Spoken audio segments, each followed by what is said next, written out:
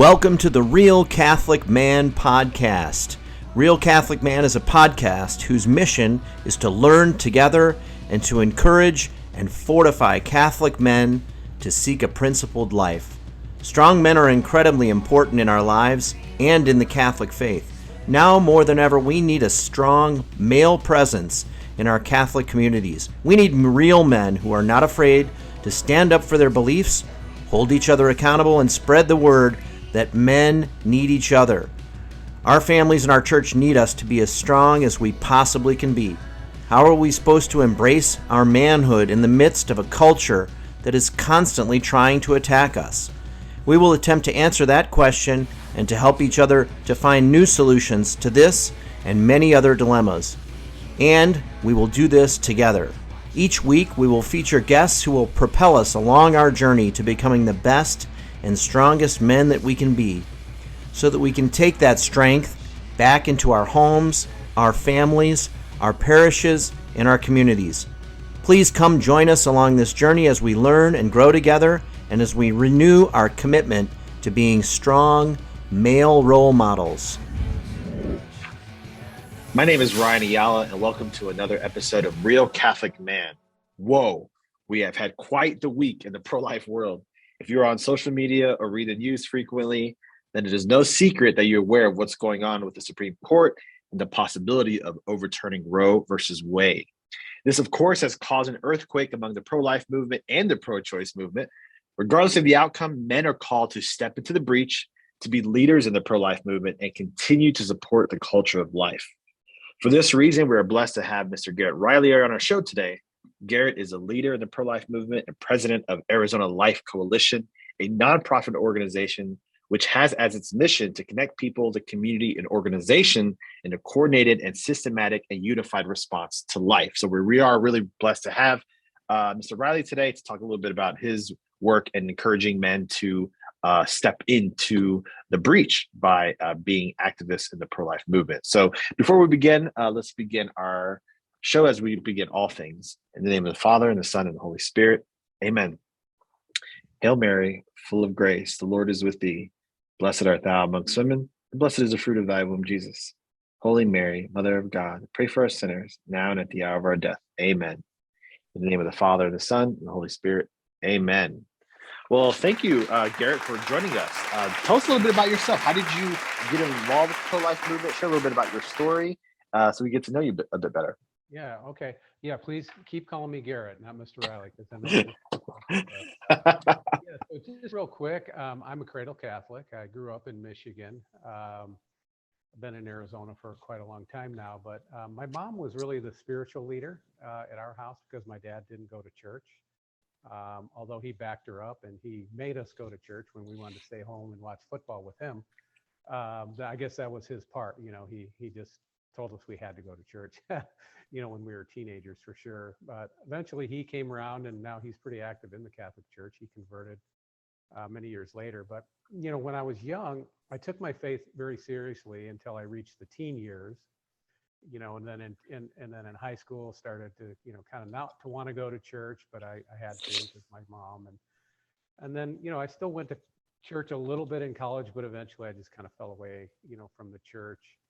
But then I came back, which is pretty common story with a lot of people. When I was in my mid to late 20s, I came back around to the church. My wife and I were married. She was a convert to Catholicism, but we were married 30 years ago. Natalie and I have. Congratulations. Yeah, thank you. Yeah, we've raised 4 kids. They're now in their 20s. And we've lived in Scottsdale, Arizona for 23 years now.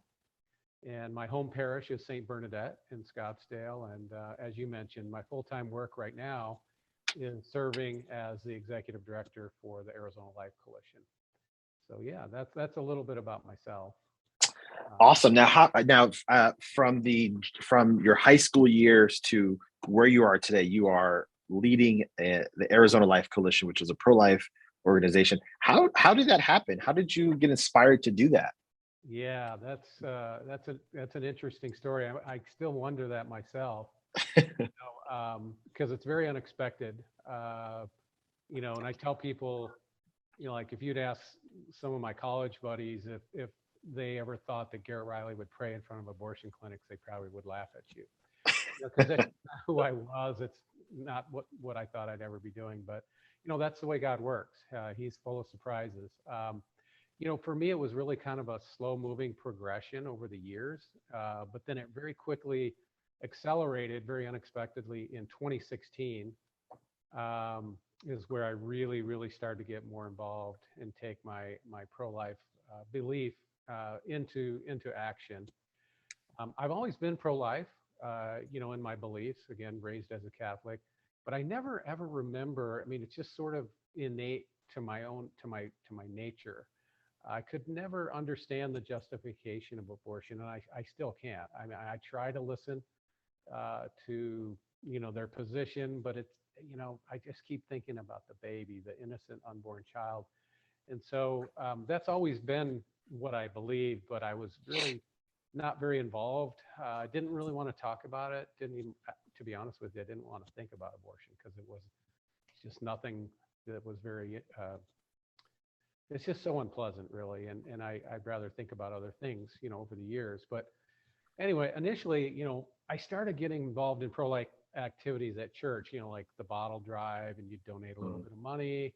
And then at our church, we had Maggie's Place. We started to sponsor them. And for those who don't know Maggie's Place, it's a maternity home, and they support pregnant women, and they have all kinds of resources, and they can live there. They can live there during their pregnancy and up to like 6 months after.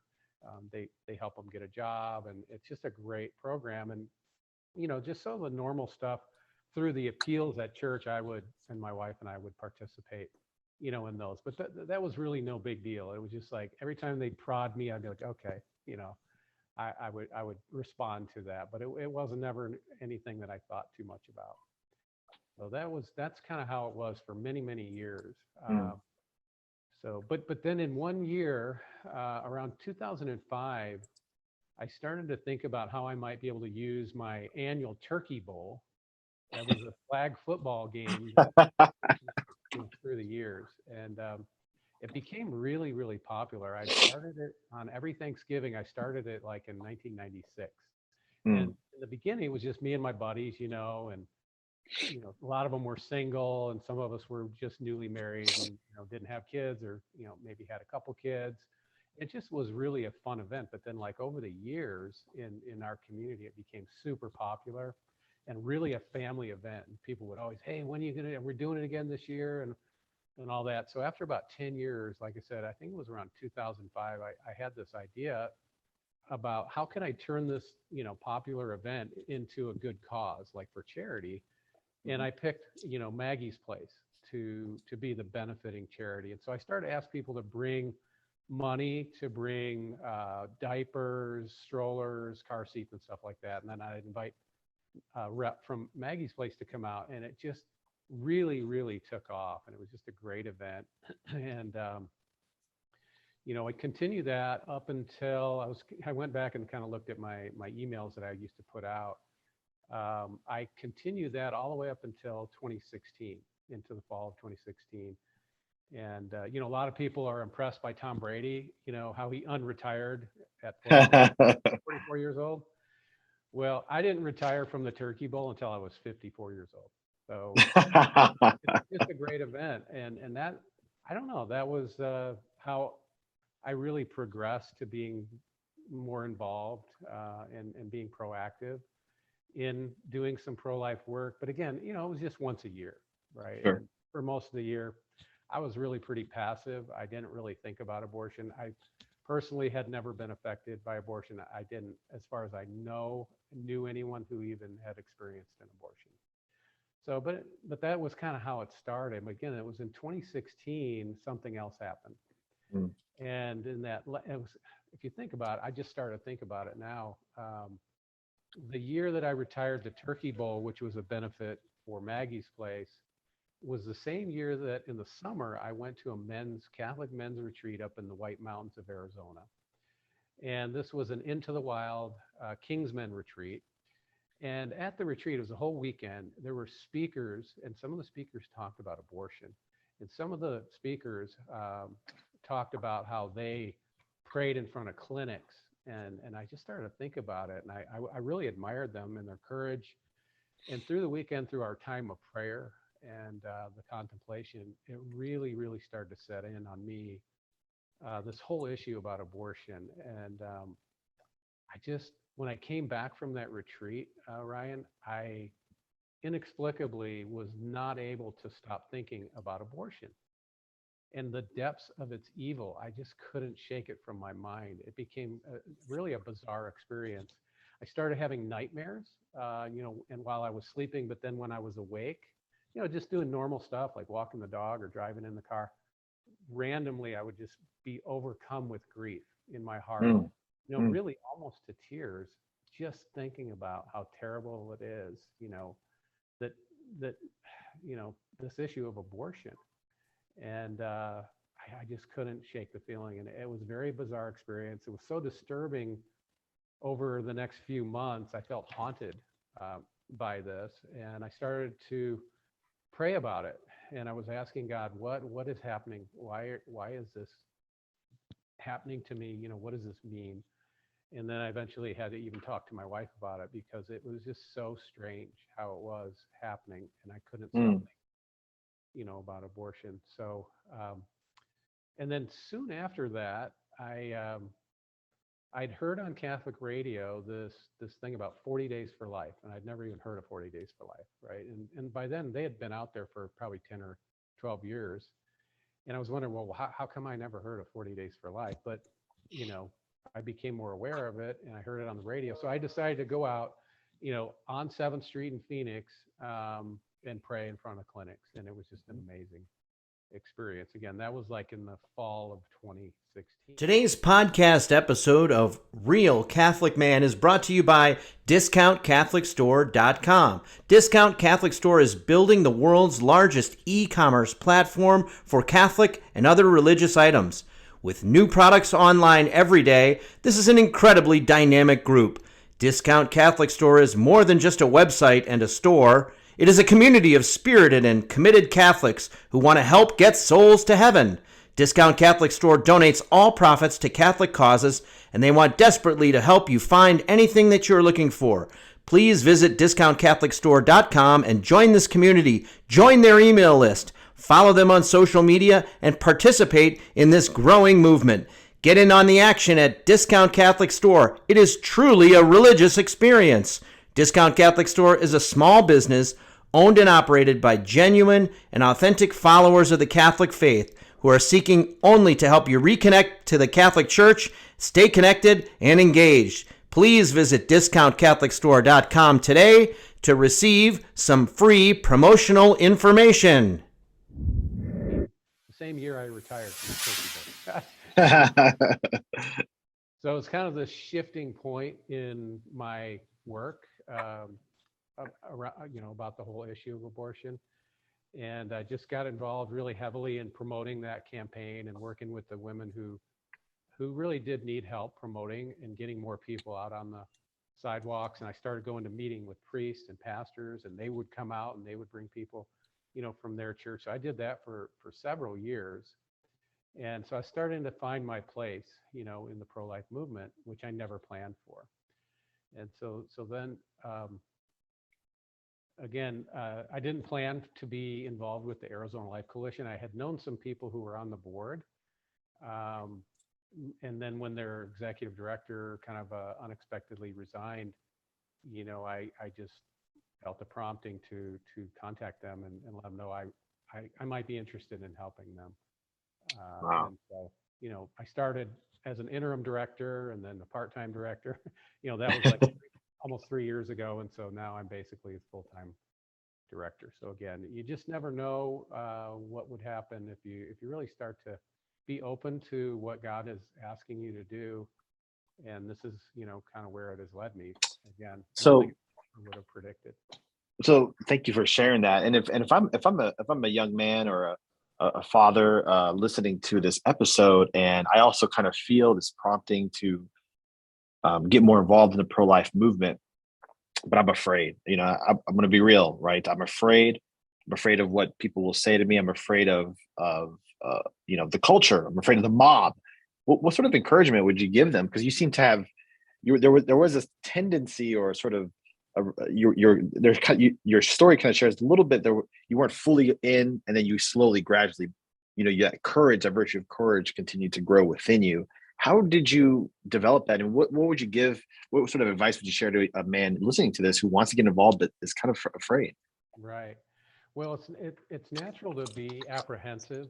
Um, I don't know that it's afraid. I wasn't afraid, but I was passive and willfully kind of lazy, I guess. And just like who wants to debate about this? Like it's not what I would rather watch a ball game, right? Or go to a movie Yeah. with my wife and stuff. And so it is natural if you're feeling that way, if you feel apprehensive, and you don't want to put yourself out there to be, attacked and yelled at and stuff like that, which I have many times by now. You get used to it. And it is, it's that persecution that I think we're called to. All Christians are, that's part of being a Christian, is being willing to be persecuted for the faith and for standing up standing up for what is right and what is true. But your apprehension is totally normal. It's natural. You just need to pray for courage. I pray for courage every day, courage and humility to be a leader, and to just pray about, Lord, what do you want me to do about this? What can I do about it? There's a role, there's a position, again, to take a sports analogy, if it's football or basketball, there's a position for all of us who are willing to get off the bench and get in the game. There is a position for you. You just, it's kind of a discernment. You got to think about it, contemplate it, and really pray about it, and you will find a place. There's Yeah. a role for all of us men, especially men, and we need more men because it's mostly women, honestly, and it is a bit frustrating. So guys, we need you to get in the game. Don't sit back and let this be a woman's ministry. That's how the left and the pro-abortion people want us to think that, hey, you guys stay out of it. It's none of your business. This is a woman's issue, which is a total lie. Yeah. Yeah.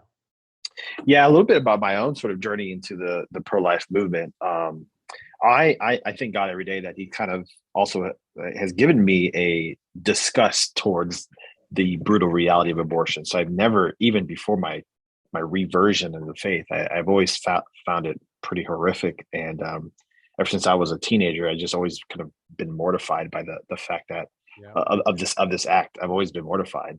But I remember one time I was in youth group, and this very cute girl invited me to the Newman Center at ASU many years ago. And back in the day at the Newman Center at ASU, they used to have this procession up a mountain.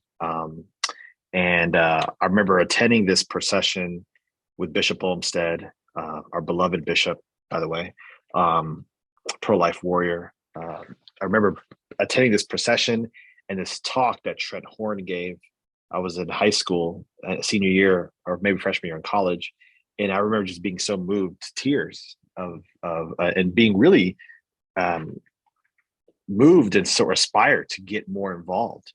And I remember something Trent Horn said. He said something that night I thought was really interesting, because he looked to the guys and he said something along the lines of, if men always regret the opportunity to be courageous, like something like that. Like men always regret it. And it's so true. Every time an opportunity presents themselves to a man and they choose not to choose the path of courage, there's always a sense of, oh, like, did I really, as a man, you kind of feel, did I really just skip out on opportunity to be like bold, to be virtuous, to be a leader?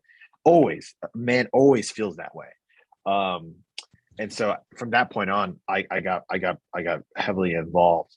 Now, so thank you for all the work that you do. Tell us a little bit about Arizona Life Coalition, though. Tell us a little bit about that mission and why that mission is so important for Arizona. Right. So the Arizona Life Coalition is it's an alliance. It's an open alliance of all pro-life people, groups, and organizations. And our goal is really to unify and to support the pro-life community and expand it. And again, to take the football analogy, there's always this saying in getting improved conditioning to play the game of football is to be bigger, faster, and stronger. And I always think about that.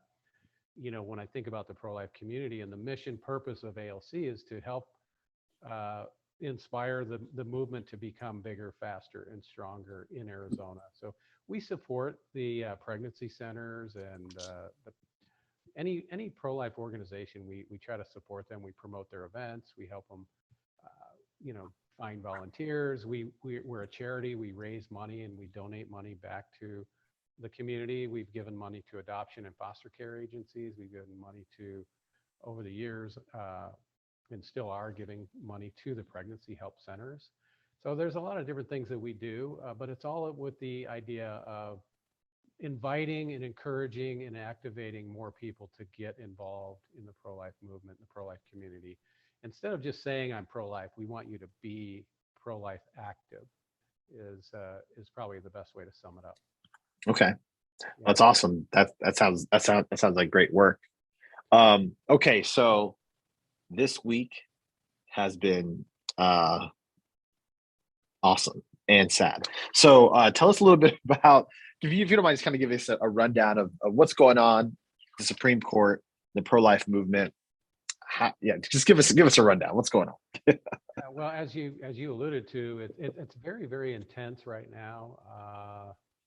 The pro-abortion mob, for lack of a better way of saying it, is just sure. They're becoming unhinged. Mm-hmm. And I am very, very concerned about what the summer will bring, and we all need to pray about a peaceful summer and a way to resolve and help us all navigate through this. But I'm, of course, very, very encouraged. I think all pro-lifers are so encouraged by what looks like, of course, it's not final, but does look like it's going to play out, that Roe v. Wade will be overturned. And even Justice Roberts came out this morning again and reiterated that, the leak and the authenticity of that draft from February was actually a draft that they had developed, and that they're not going to be intimidated by the mob. And so to me, that looks like Roe is going to be aborted, and I hope it does. The thing about Roe, I always believe, because I'm not a legal constitutional scholar, but I did learn enough to know from people like Trent Horn and many others who even Democrats have said this is a terrible, unconstitutional ruling. I believe that at some point it would get overturned. I didn't know that it would be in my lifetime. So it is a very, very exciting time to be alive and to be part of the movement, to see that this is actually going to happen. So, yeah, it's crazy though. Very about what's going to happen this summer. Yeah, it's just sort of my thoughts. Being on, are you on social media at all or anything like that? No, not really, not too much. Thank goodness. Thank God you're not. It's awful out there. The coalition, we have a page and we have a woman who runs it, but I'm not involved. Okay. Good for you. It's horrendous out there. It's pretty scary what's going on social media, kind of what we read, what we see. It's interesting. I find that those in the pro-choice movement, and even some some in the kind of pro-life, or I would say the Catholic movement, I've been kind of shocked and saddened to hear some of their claims that, or the sort of virtue signaling of, well, I hope the pro-life movement's ready, or I hope you're ready to adopt and provide care for these women. Because someone I'm 33, I've only been involved in the pro-life movement for about 13, 14 years. But my response is, we've been ready. We've been ready. I don't know a single pro-life person, at least in Phoenix, at least the people I hang out with and people that I know, that if a pregnant woman were to come to them seeking resources, they wouldn't know where to direct them immediately.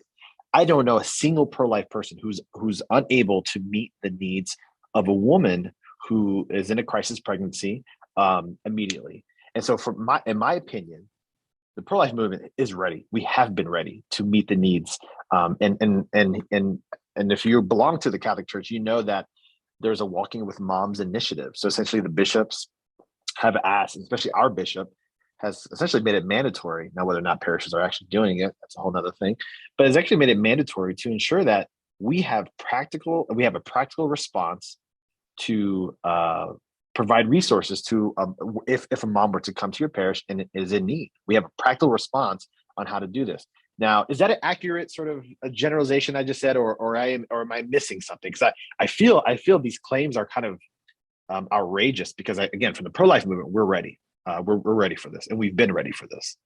Yeah, well, I do agree generally, Ryan, but I think what I would say is the Catholic Church and all pro-life people that I know of are absolutely willing to help a woman or a family that's in crisis if they're aware of it and they encounter that. The Walking with Moms program is fantastic, and it's a resourcing referral response, ready response, which is great. And I think all churches need to get there, and they're not all there, right? So like in the Phoenix area, I think maybe 1/3 of the churches have adopted Walking with Moms. So to be really ready, we need all those churches to be, jumping on board with Walking with Moms, and hopefully we're going to get there. But yeah, so that is absolutely a lie that the pro-abortion side of the debate claims that we don't care about babies after they're born. You mean we have Catholic adoption agencies and foster care programs, and as you said, like I don't know anyone who, and I do personally know a handful of people who've adopted women right on the sidewalk, helped them get to a pregnancy center, and now the baby was born, and it's kind of like their godchild, right? Yeah, so right. This stuff happens every single day, and they don't know about it. And even if they did, they would still throw these lies out at us. But I think we need to be more ready, Ryan. Okay. We're ready. We're very willing as a people, as a Catholic communities are willing, because that's our faith. But we need to be more ready and get ready to handle a bigger increase in moms who have unexpected pregnancies, who are probably going to be in some hard cases. So we do have some work to do to become more ready or more capable of handling the greater volume of crisis-related pregnancies. My wife works for a maternity home, and she also lived as an in-house volunteer in this maternity home for many years. And I was talking to her recently, and she was just saying, like, if only we had 1,000 more of these homes, like to really meet the need of these women coming in. So like this idea of a Maggie's place or a Hannah house, like those things are really beautiful opportunities for and really meet the needs in a community of these women in crisis pregnancy centers. Like if you could say if there's one need right now, what do you think the need is, or at least in preparation for a possibility of Roe overturning? Oh, your wife is absolutely right. And I talk to the pregnancy directors all the time, and that is the biggest, difficulty and challenge that we have. Helping women in crisis is housing, emergency housing, temporary housing, and even longer term housing. And if I had $1 million extra, or $10 million or $500 million, I would pour it into projects that would be able to create more housing, maternity housing, because it is the most critical need. Absolutely. And that's the thing that's so heartbreaking, that the pregnancy care people are dealing with, because they know they have a hard time. They're experiencing with their client that hardship, and they don't have a lot of options, and they're really stressed out. Yeah. So that's a big one. Yeah. Well, thank you for sharing that. Now, if I'm listening to this and I want to get more involved in the pro-life movement, what sort of resources do you recommend? Places that they can go to find more resources? Right. Well, I think if this is an issue that is something that you haven't really thought too much about, and it just kind of is hitting you now because of what's going on with the Roe v. Wade and the media and the protests and now this podcast, that we're talking about it. I think that's a good opportunity, to start contemplating this whole issue a little bit deeper. There's a lot of practical things that you could just jump into. What I would recommend is that you kind of take a step back and contemplate this. Do some reading, because I think the more you learn about what's actually really going on, over 2,500 abortions a day in the United States, 63 million killed babies since Roe was implemented in 1973. But if you start reading about it, and contemplating about it and start praying about it, I think you'll find your place. You'll have some cues to know what you could do to find your place. But I've got some practical things I thought about it, before we, had this meeting. So other than just starting to pay attention and reflecting upon it, if you've been doing, even if you've been doing some things, you ask yourself, what more could you do, right? And if you've been doing nothing or relatively little, kind of like I was way back, then stop doing nothing. And if you're not speaking about it with your kids and your family and being willing to kind of get into some hard conversations, that's where the courage comes in. And pray for courage and also be ready, right? Think this through and be ready to have these conversations. And I'll just give you a real practical example. We all, every Catholic man right now, the stuff that's going on with these Catholic politicians, so-called Catholic politicians like Biden and Pelosi, and there's quite a few others actually, but they have the microphone and they have the stage and the media is favoring to them. We need to speak out against them. We need to educate our family, our friends, and our neighbors about what is the Catholic faith. What do we really believe about abortion? Not what Joe Biden says, but what does the Catholic faith really teach? What is our faith and our belief on this issue? Go and read the catechism. I was just looking at it again this morning. It's very, very clear. Show your family, teach your kids, break open the catechism and read it to them and say, Joe Biden's wrong. Nancy Pelosi's wrong. Let's look at the catechism and see what the church teaches. Let's look at what Mother Teresa said. Let's break open the writings of Saint John Paul II, right? That's the most simple thing we can do as Catholic men. And then the other thing you can do is, if your pastor has been quiet and if you really think about it and you feel like they haven't been leading on this issue, maybe set an appointment and go sit down with them very respectfully and ask them questions about it. Don't complain, offer to be part of the solution. But we all have a role to play, even at that level. It's just to know what's true about abortion, that killing is always wrong. Killing an innocent life is always wrong. That's the simplest idea to get to state the case. Yeah. Got to be ready to confront the lies and the disinformation that's being spewed out by the media and the lies about our Catholic faith and things like it's a woman's fundamental right. Well, there's nothing in the Constitution about the fundamental right to kill an unborn child. Nothing. What about the fundamental right to life? Let's talk about that. And they throw out the stuff out about her body and bodily rights. Well, the baby, the unborn child, it has a body too, right? And what about the rights of that body? So just these simple kind of things, you will get courage if you study and be ready to have these conversations and just go down the list of garbage and lies that you hear coming out of the media and these politicians, and just be ready to confront the lies. I think that's what we're all called to do, is to confront lies and liars. This is absolutely evil.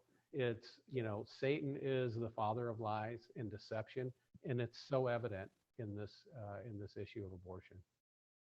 Amen. And we're really blessed to here in the Diocese of Phoenix to be under a bishop who this is the preeminent issue. This is what's on his heart, the issue of abortion and family and marriage. And so we are really blessed to be in a diocese where the bishop is constantly encouraging us to get more involved, to pray for these mothers in need, and to be bold in our approach to this. So we are really blessed. And I love this idea of also, like, if your pastor is not talking about it, if your priest is not talking about it, gently encourage him to do so. Let him understand, this is not just one issue among many. This is the preeminent issue of our time, and we have to continue to ensure that we're being bold enough to say something about it, and to inform our flock about it, and to constantly be aware and continue to pray about it. So thank you so much for that wisdom. And I want to say thank you so much for joining our episode today. I really enjoyed having you, and I'm hoping if you're a man out there, you're kind of on the cuff of whether or not you want to get up, go all in, pray about it, discern where your place is, and hopefully, through your witness, you're able to save the lives of these unborn children and help these mothers in need. So thank you for listening to this episode of Real Catholic Man, the show where Ryan talks about all things Catholic, especially as it pertains to building a culture of authentic men.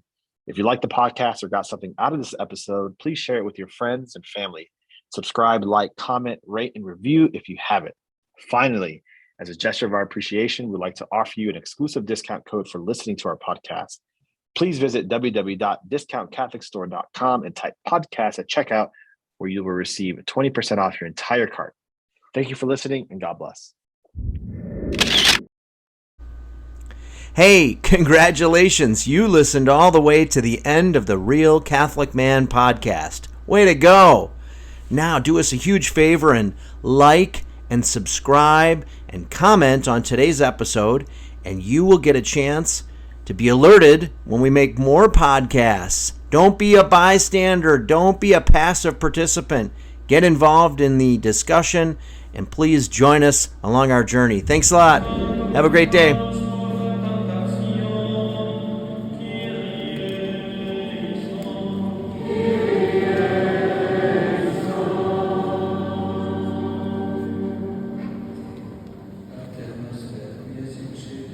Sanctificetur nomen tuum, adveniat regnum tuum, fiat voluntas tua, sicut in cielo et in terra.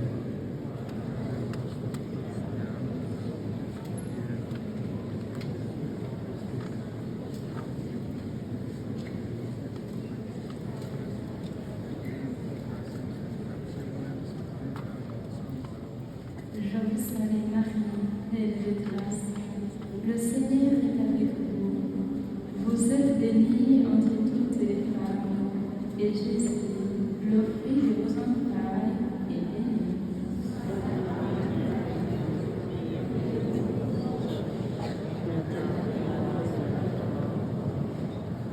Je vous salue Marie, pleine de grâce. Le Seigneur est avec vous. Vous êtes bénie entre toutes les femmes, et Jésus, le fruit de vos entrailles,